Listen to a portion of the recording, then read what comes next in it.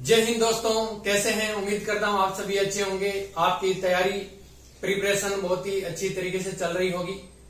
Rajasthan police का exam था जो हमारे हो चुका है। आंसर की भी आ गई, आप लोगों ने आंसर की मैच भी कर ली।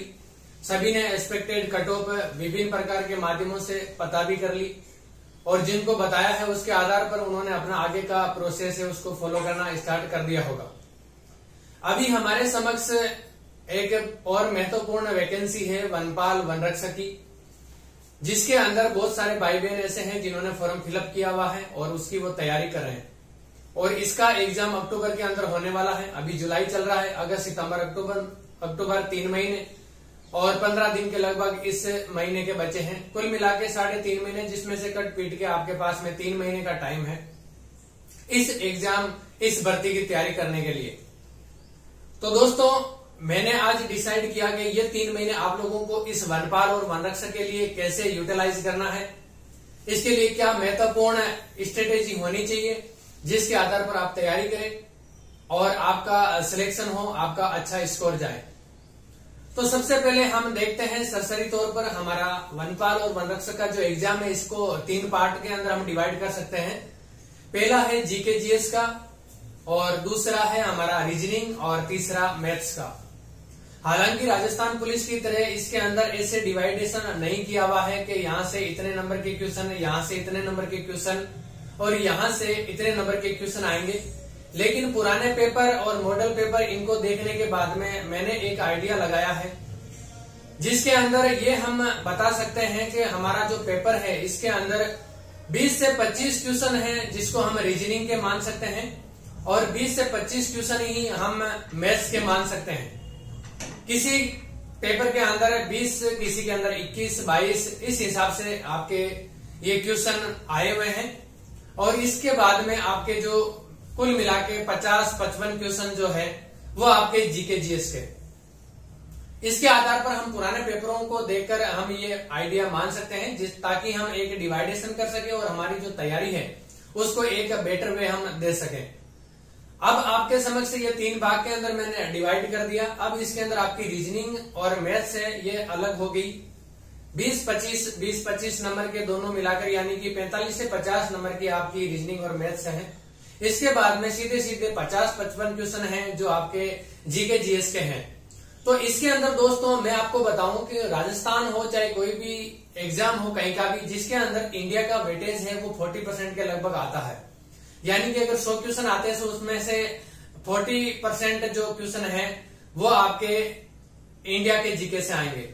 तो उसके अंदर आपकी इंडिया की हिस्ट्री, इंडिया का भूगोल, ज्योग्राफी और इंडिया से संबंधित जो पॉलिटिकल साइंस है यहां से क्वेश्चन ये आप लोगों के यहाँ को देखने को मिलते हैं।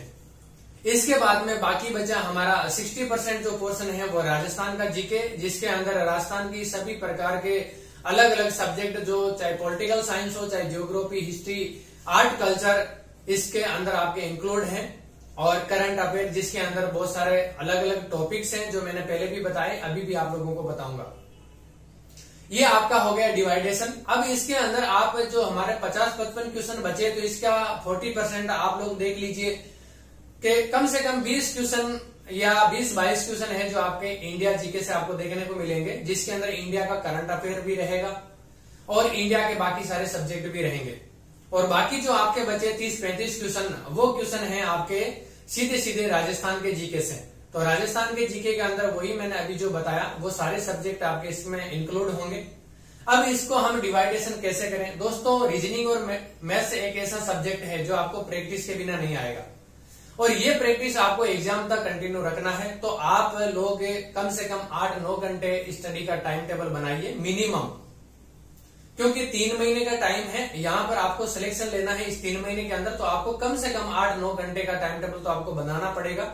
इसके अंदर आप लोग 2-2 घंटे 4 घंटे आप रीजनिंग और मैथ्स को दीजिए डेली, और बाकी जो बचा टाइम है आपका 4-5 घंटे का वो आप दीजिए आपका जीके जीएस को।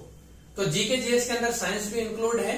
तो जीके जीएस का जो पोर्शन है वो आप लोगों को मैं बता दूं, आप 2 घंटा है जो इंडिया का जीके पढ़े, बाकी 3 घंटा है जो आप राजस्थान का जीके पढ़े, जिसके अंदर आप आधा घंटा निकालकर साथ ही साथ साइंस के क्वेश्चन भी देखते जाएं। इस हिसाब से और इससे अगर ज्यादा आप टाइम टेबल बना पा रहे हैं, आपकी सीटिंग कैपेसिटी इससे ज्यादा है, तो कोई दिक्कत नहीं है। आप इसके अंदर और एक घंटा आप और इसमें ऐड कर सकते हैं। इस हिसाब से आप 8-9 घंटे को मैनेज कीजिए। मंडे टू लेके फ्राइडे सेम वही स्ट्रेटेजी रहेगी हमारी जो हमने पहले की थी। इसके अंदर आपको मंडे टू फ्राइडे आपको स्टडी करना है, सारे सब्जेक्ट को एक साथ लेकर चलना है। आप लोगों को मैं बोर्ड पे बहुत कम चीज लिख रहा हूं, आप मेरे एक एक वर्ड पर ध्यान देना, क्योंकि आप अगर एक भी वर्ड आपका छूटा तो आपको ये स्ट्रेटेजी, ये आपकी जो रणनीति है, ये आपको समझ में नहीं आएगी।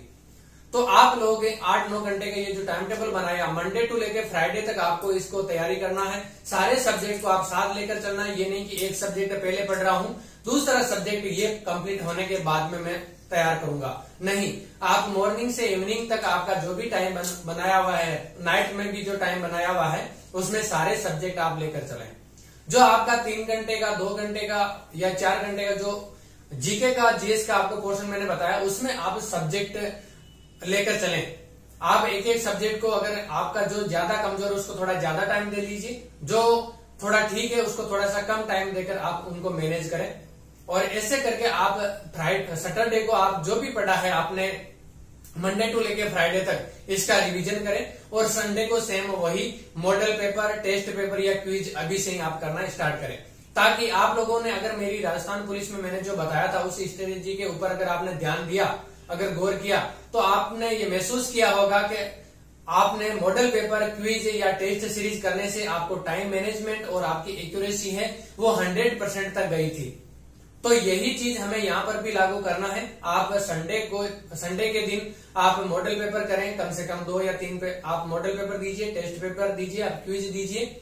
उसके बाद में साथ ही साथ राजस्थान की एग्जाम रिव्यू की बुक भी आप संडे को एक बार देख लें, 2-3 घंटे निकाल कर। ऐसे आप इसको पूरा टाइम टेबल आप बनाएंगे तो आपका एग्जाम तक सारा सिलेबस कंप्लीट भी हो जाएगा और आप लोग अच्छा स्कोर भी कर पाएंगे, आपकी एक्यूरेसी भी रहेगी और आपका टाइम मैनेजमेंट भी हो पाएगा।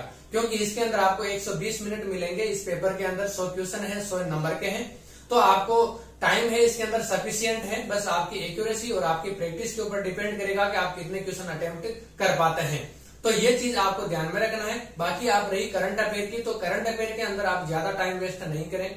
आप क्रोनोलॉजी या मूमल की बुक है जो 8-10 महीने का करंट आपको पढ़ना है, इससे ज्यादा नहीं पढ़ना। बाकी करंट क्या पढ़ना है, जब एग्जाम का टाइम नजदीक आएगा उस समय आपको मैं बता दूंगा। आप 10 या 15 दिन के अंदर आप करंट अफेयर कवर कर लेंगे। उम्मीद करूंगा वीडियो लंबा नहीं करके आपको समझ में आ गई होगी।